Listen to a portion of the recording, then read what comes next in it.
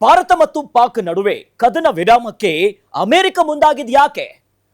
America ಉಭಯ ದೇಶಗಳ ನಡುವೆ ಮಾತುಕತೆಯನ್ನ ನಡೆಸಿರೋದು ಯಾಕೆ? ಇದರ ಹಿಂದಿರುವಂತ ತಂತ್ರಗಾರಿಕೆ ಏನು?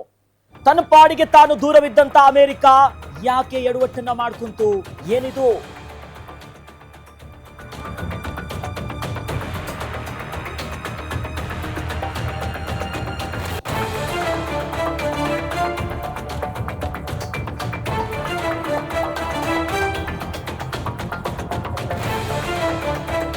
ತನ್ನ ಪಾಡಿಗೆ ತಾನು ದೂರ ಇದ್ದಂತ ಅಮೆರಿಕಾಗೆ ಪಾಕ್ ಎಡವಟ್ಟಿನ ಭಯಾನ. ಅಣ್ವಸ್ತ್ರಗಳನ್ನ ರಹಸ್ಯವಾಗಿ ಸಜ್ಜುಗೊಳಿಸಲು ಯತ್ನಿಸಿತ್ತು ಪಾಕಿಸ್ತಾನ. ನಾಗರಿಕ ವಿಮಾನಗಳನ್ನ ರಕ್ಷಣೆಯಾಗಿ ಬಳಸಿಕೊಂಡಿತ್ತು ಪಾಕಿಸ್ತಾನ. ಹಾಗಾದ್ರೆ ಉಭಯ ದೇಶಗಳ ನಡುವೆ ಮಾತುಕತೆಯನ್ನ ಯಾಕೆ ನಡೆಸಿಕೊಂಡಿದೆ ಅಮೆರಿಕ?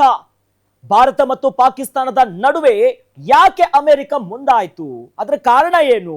ಇದರಿಂದ ಏನ್ ತಂತ್ರ ಇದೆ? ಇವೆಲ್ಲವನ್ನ ನಿಮ್ಮ ಮುಂದೆ ಹೇಳ್ತಾ ಹೋಗ್ತೀವಿ. ಅಮೆರಿಕ ಯಾಕೆ ಎಂಟ್ರಿ ಆಯ್ತು ಅನ್ನೋದರ ಇಂಚಿಂಚು ಮಾಹಿತಿಯನ್ನ. ಇನ್ನು ಪಾಕಿಸ್ತಾನದ ಪಾಪಿ ಕೃತ್ಯವನ್ನ ಏನ್ ಮಾಡ್ತು ಅಮೆರಿಕ? ಮನವರಿಕೆ ಮಾಡುವಂತ ಕೆಲಸ ಮಾಡ್ತು. ಬಹಳ ಪ್ರಮುಖವಾಗಿ ಗಮನಿಸಬಹುದು ನಾವಲ್ಲಿ. ಈ ಹೊತ್ನಲ್ಲಿ ಪಾಕಿಸ್ತಾನದ ಪಾಪಿ ಕೃತ್ಯಗಳನ್ನ ಅಮೆರಿಕಾಗೆ ಮನವರಿಕೆ ಮಾಡಿದಂತ ಭಾರತ, ಅವರ ದಾಳಿಗಳು ಹೆಂಗಿದೆ, ಅವರ ಕೆಲಸಗಳೇನಿದೆ ಅನ್ನೋದಾಗಿ ಕ್ಲಿಯರ್ ಆಗಿ ಮನವರಿಕೆ ಮಾಡ್ತು.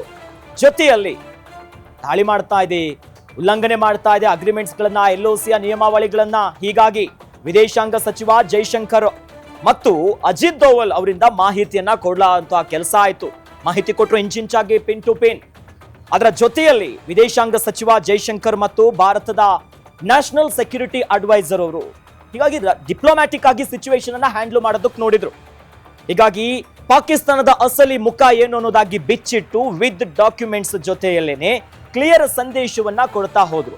ಅದರ ಜೊತೆಯಲ್ಲಿ ಅಮೆರಿಕಕ್ಕೆ ಏನು ಆಗ್ತಾ ಇದೆ ಸನ್ನಿವೇಶ ಏನು? ಯಾಕಂದ್ರೆ ಪಾಕಿಸ್ತಾನ ಬರೀ ಸುಳ್ಳು ಹೇಳೋದು. ಭಾರತದ ರಾಷ್ಟ್ರೀಯ ಭದ್ರತಾ ಸಲಹೆಗಾರ ಅಜಿತ್ ದೋವಲ್ ಅವರು ನೀಟಾಗಿ ಸಿಚುವೇಶನ್ ಅನ್ನ ಹ್ಯಾಂಡಲ್ ಮಾಡ್ತಾರೆ. ಹೀಗಾಗಿನೇ ಏನು ಸಂದೇಶ ಇದೆ, ಏನು ವಿಚಾರ ಇದೆ ಅನ್ನೋದು ಅದಕ್ಕೆ ನೋಡಿ ಹೇಳ್ತಾ ಇದ್ದೀವಿ. ಅಮೆರಿಕ ಎಂಟ್ರಿ ಆಗಿದೆ ಯಾಕೆ ಅನ್ನೋದು ಪಾಕಿಸ್ತಾನದ ಇಂಚಿಂಚು ಮಾಹಿತಿಯನ್ನ ಕೊಡುವಂತ ಕೆಲಸ ನಮ್ಮ ಭಾರತ ಮಾಡುತ್ತೆ. ಎಲ್ಲಾ ಮಾಹಿತಿಯನ್ನ ಬಿಚ್ಚಿಟ್ಟು ಕೊಡ್ತಾರೆ. ಇವೆಲ್ಲ ಅಂದ್ರೆ ಈ ದೋವಲ್ ಅವ್ರ ಮಾಹಿತಿಯನ್ನು ಕೊಡ್ತಾರೆ. ಇದನ್ನ ಪರಿಶೀಲಿಸಿ ಖಚಿತಪಡಿಸ್ಕೊಳ್ಳುತ್ತೆ ಅಮೆರಿಕ. ಭಾರತ ಇಷ್ಟೆಲ್ಲ ಹೇಳ್ತಾ ಇದೆಯಲ್ಲ, ಹಾಗಾದ್ರೆ ಏನ್ ಕತೆ ಇದು ಏನು ಅನ್ನೋದನ್ನ ಮನವರಿಕೆ ಮಾಡುವಂತ ಕೆಲಸ ಆಗುತ್ತೆ.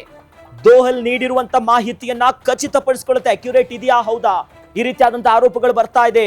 ಯಾಕಂದ್ರೆ ಪಾಕಿಸ್ತಾನ ಹಿಂಗ್ ಮಾಡುತ್ತೆ ಅನ್ನೋದು ಇಡೀ ಜಗತ್ತಿಗೆ ಗೊತ್ತು. ಈ ನಿಟ್ಟಿನಲ್ಲಿ ಅದನ್ನ ಪರಿಶೀಲಿಸಿದ ನಂತರದಲ್ಲಿ ಅಮೆರಿಕ ಲೆಕ್ಕಾಚಾರ ಮಾಡುತ್ತೆ.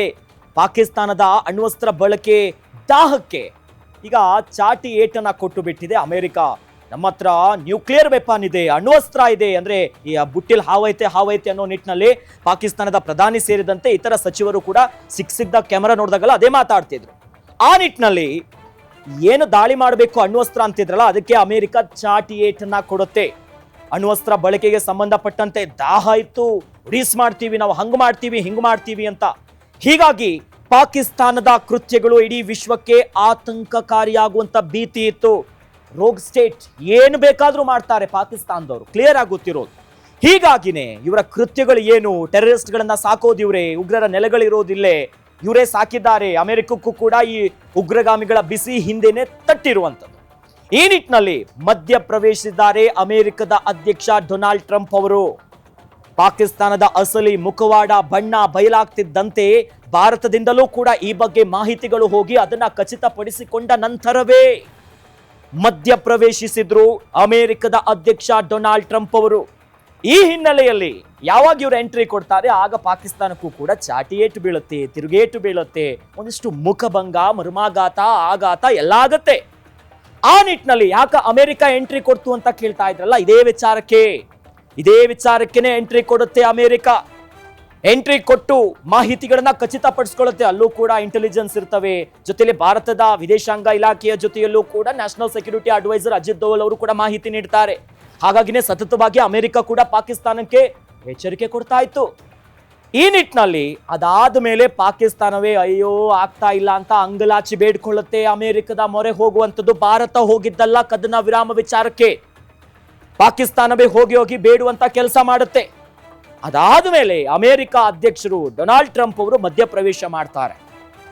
ಎರಡು ದೇಶದ ಜೊತೆ ಮಾತುಕತೆ ಮಾಡಿದ್ದೀವಿ. ಭಾರತ ಕೊಟ್ಟಿರೋದು ಅಪ್ಡೇಟ್ಸ್ಗಳು, ಮಾಹಿತಿಗಳು ಏನಿದೆ, ಪಾಕಿಸ್ತಾನದ ಕಳ್ಳ ನೀಚ ಕೃತ್ಯಗಳನ್ನ ಎಳೆ ಎಳೆಯಾಗಿ ವಿತ್ ಡಾಕ್ಯುಮೆಂಟ್ಸ್ ನೀಟಾಗಿ ವೆರಿಫೈಡ್ ಆಗಿ ಜಗತ್ತಿನ ಮುಂದೆ, ಅಮೆರಿಕದ ಮುಂದೆ ಎತ್ತಿಡುತ್ತೆ.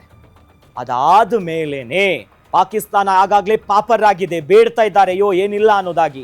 ಇದನ್ನ ಅರ್ಥ ಮಾಡಿಕೊಂಡು ನಂತರದಲ್ಲಿ, ಯಾಕಂದ್ರೆ ಜಗತ್ತಿನಲ್ಲೂ ಕೂಡ ಎರಡೂ ದೇಶಗಳ ಬಳಿ ಅಣ್ವಸ್ತ್ರ ಇದ್ರೆ, ನ್ಯೂಕ್ಲಿಯರ್ ವೆಪನ್ ಇದೆ, ಏನು ಬೇಕಾದ್ರೂ ಆದ್ರೆ ಇಡೀ ಜಗತ್ತಿನಕ್ಕೆ ಒಂದು ದೊಡ್ಡ ಮಟ್ಟದ ಹೊಡೆತ ಅದು. ಆ ನಿಟ್ಟಿನಲ್ಲಿ ಪಾಕಿಸ್ತಾನದ ಅಣ್ವಸ್ತ್ರ ಬಳಕೆ ಮಾಡಲೇಬೇಕು, ದಾಹ ನಾವು ಹೋದ್ರೂ ಪರವಾಗಿಲ್ಲ, ಭಾರತಕ್ಕೆ ಏನಾದ್ರೂ ಮಾಡ್ಬೇಕು ಅನ್ನೋದು ಪಾಕಿಸ್ತಾನದ ಮಾನಸಿಕತೆ ಅನ್ನೋದು ಎಲ್ರಿಗೂ ಗೊತ್ತು. ಈ ನಿಟ್ಟಿನಲ್ಲಿ ಅಮೆರಿಕ ಮಧ್ಯಪ್ರವೇಶ ಮಾಡತ್ತೆ. ಅಮೆರಿಕ ಮಧ್ಯಪ್ರವೇಶ ಕೊಟ್ಟು ಬಿಡುತ್ತೆ. ಹೇಳ್ತಾವೆ ಎರಡು ದೇಶಗಳು ಕೂಡ ಈ ಬಗ್ಗೆ ಒಪ್ಕೊಂಡಿದೆ, ಮಾತನಾಡಿದ್ದೇವೆ ಅನ್ನುವಂತ ಮಾತಾಡಿ ದೊಡ್ಡ ಮಟ್ಟದಲ್ಲಿ ನಾವೇ ದೊಡ್ಡಣ್ಣ ಅಂತ ಮೊದಲು ಕರೆತಿದ್ರಿ. ಈಗ ಅಮೆರಿಕ ಯಾವ ದೊಡ್ಡಣ್ಣನೂ ಅಲ್ಲ, ಬಟ್ ಒಂದಿಷ್ಟು ಪೋಸ್ಟ್ ಕೊಡುವಂತ ಕೆಲಸ ಅಮೆರಿಕ ಕೂಡ ಮಾಡುತ್ತೆ. ಭಾರತಕ್ಕೆ ಯುದ್ಧ ಬೇಡ, ಉಗ್ರರನ್ನ ಮಟ್ಟ ಹಾಕಬೇಕು, ಉಗ್ರ ಕೃತ್ಯಗಳನ್ನ ಫುಲ್ ಸ್ಟಾಪ್ ನೀಡಬೇಕು ಅನ್ನುವಂಥದ್ದು ಭಾರತದ ನಡೆ, ಅದು ಮುಂದುವರಿತಾನೆ ಇರುತ್ತೆ, ಅದರಲ್ಲಿ ಎರಡು ಮಾತಿಲ್ಲ. ಬಟ್ ಅಮೆರಿಕ ಯಾವಾಗ ಮಧ್ಯಪ್ರವೇಶ ಮಾಡುತ್ತೆ ಆಗ ಓಕೆ, ನಮ್ಗೆ ಸ್ವಲ್ಪ ಶಾಂತಿ ಬೇಕು, ಈ ನಾಗರಿಕರ ಇದು ಮಾಡಬೇಕು, ಅಣ್ವಸ್ತ್ರ ಬಳಕೆ ಮಾಡಬೇಕು ಅನ್ನೋದು ಭಾರತದ ಇಚ್ಛೆ ಯಾವತ್ತೂ ಅಲ್ಲ. ಬಟ್ ಕಾಲು ಕೆರ್ಕೊಂಡು ಬರ್ತಿರುವಂತ ಪಾಕಿಸ್ತಾನಕ್ಕೆ ಉತ್ತರ ಕೊಡೋ ನಿಟ್ಟಿನಲ್ಲಿ ಮಹತ್ವದ ಹೆಜ್ಜೆಯನ್ನ ಇಡುತ್ತಾರೆ. ಹಾಗಾಗಿನೇ ಎಲ್ಲ ಪಾಕಿಸ್ತಾನದ ಕೃತ್ಯಗಳನ್ನ ಅಮೆರಿಕದ ಮುಂದೆ ಚಾಚು ತಪ್ಪದೆ ಅದನ್ನ ಇಡುವಂತ ಕೆಲಸ ಭಾರತ ಮಾಡುತ್ತೆ. ಅದಾದ್ಮೇಲೆ ಪ್ರಮುಖವಾಗಿ ಈ ವಿಚಾರಗಳನ್ನ ಇಡುತ್ತೆ. ಅದಾದ್ಮೇಲೆ ಅಣ್ವಸ್ತ್ರ ವಿಚಾರಕ್ಕೆ ಸಂಬಂಧಪಟ್ಟಿಯೂ ಹಲವು ಚರ್ಚೆ ಆಗುತ್ತೆ, ಕದನ ವಿರಾಮ ಘೋಷಣೆ ಆಗುತ್ತೆ, ಅದರ ಮುಂದುವರೆದ ಭಾಗ ಅನ್ನುವಂತೆ. ಅದಾದ್ಮೇಲೆ ಪಾಕಿಸ್ತಾನ ಕೂಡ ಉಲ್ಲಂಘನೆ ಮಾಡುತ್ತೆ.